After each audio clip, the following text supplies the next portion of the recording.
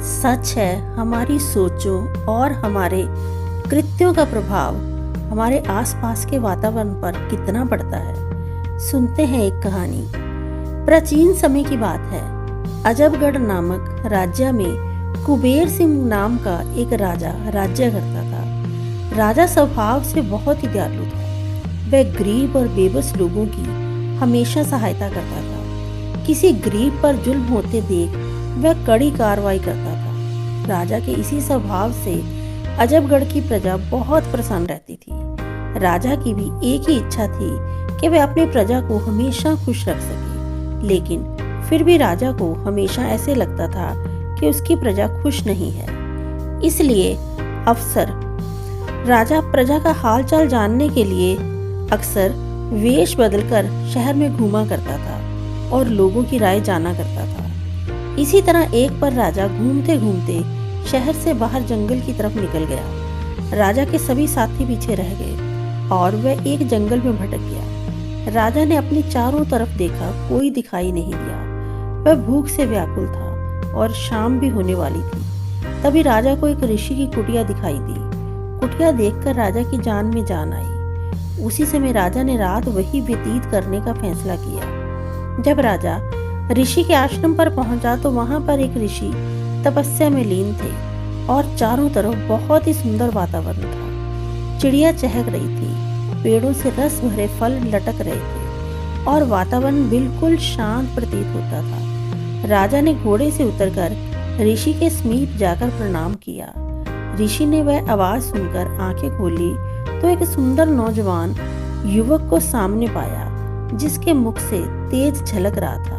राजा को देखकर ऋषि सब कुछ समझ गए। राजा ने ऋषि से रास्ता भटक जाने की बात बताई और वहां रात गुजारने के लिए अनुमति मांगी। ऋषि ने राजा को रुकने की अनुमति दे दी और राजा को खाने के लिए स्वादिष्ट फल दिए। जब राजा ने उन फलों को खाया तो राजा को वे फल अत्यंत मीठे और स्वादिष्ट लगे। राजा ने इससे पहले इतने मीठे फल कभी नहीं खाए थे।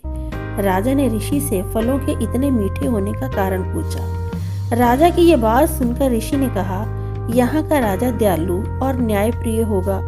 वह गरीबों की सहायता करता होगा।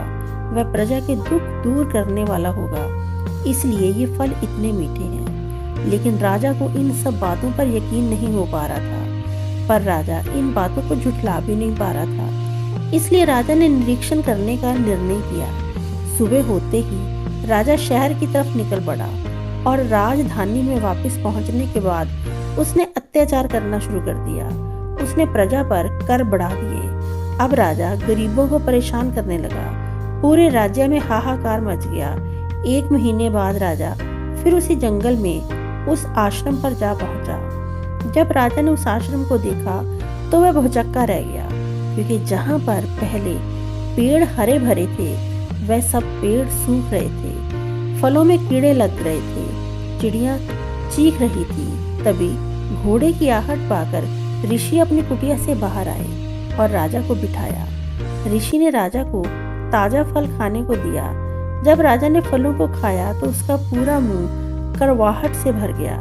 राजा ने ऋषि से फलों की इस कड़वाहट का कारण पूछा। राजा किस बात का जवाब देते हुए ऋषि ने कहा, अब यहाँ का राजा बदल गया है, जो प्रजा को दुखी करता है और प्रजा में कड़वाहट फैलाता है, इसलिए सभी फलों का स्वाद कड़वा हो गया है। ये सब देखकर राजा बहुत प्रभावित हुआ और ऋषि को प्रणाम कर वापस लौट आया। राजा ने अगले दिन से ही पहले जैसा राज्य चलाने लगा।